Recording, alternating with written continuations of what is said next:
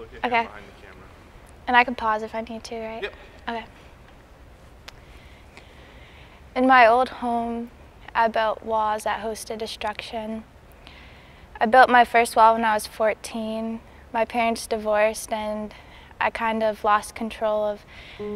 I began to hang out with friends all the time. It consumed everything. I dropped out of sports and I began to do drugs and drink alcohol, and I fell in with the wrong crowd. The peer pressure was just heavy and I just needed to fit in somewhere. When I was 15, I built my second wall.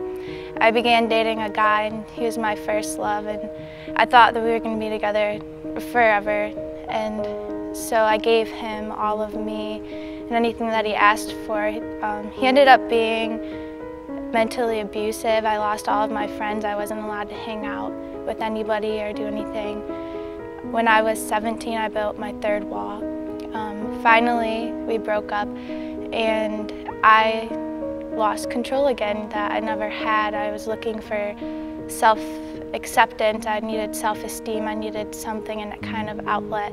So I began to drink and do drugs again and really fell in with the wrong crowd who always selling drugs, and there was just always alcohol. I'd go to school drunk, go to school high all the time. I began to date a guy who once again I thought I loved dearly. He ended up cheating on me a lot and giving me an STD that I have to keep for the rest of my life.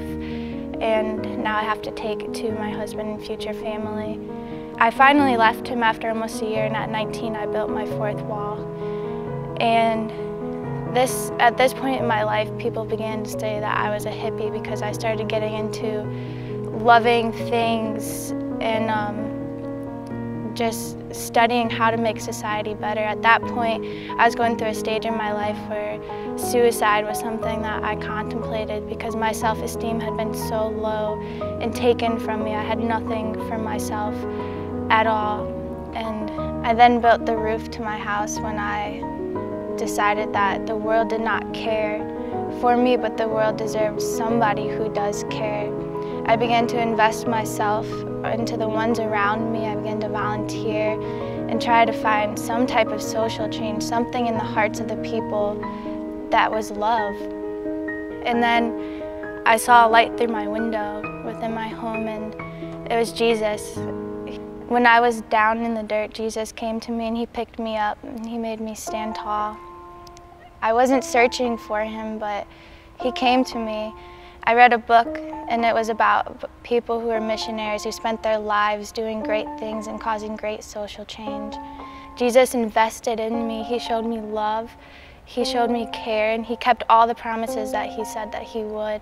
At that moment in my life, Jesus asked me to accept that he is the way, the truth, and the life. And I did, and ever since then, I've been standing on this solid rock where he loves me. He's jealous for me. Ever since Jesus saved me, I've gone through hard times again, and I've walked through deserts, but God has always been there with me through those deserts, and I always realize that the most growth happens there through the depression, but I've never felt the same again. I've always had self-esteem. I've always had love. I've always cherished life, and I will never go back to my old home again. I'm glad that I moved on. My name is Jessica Oliver, and this is my story.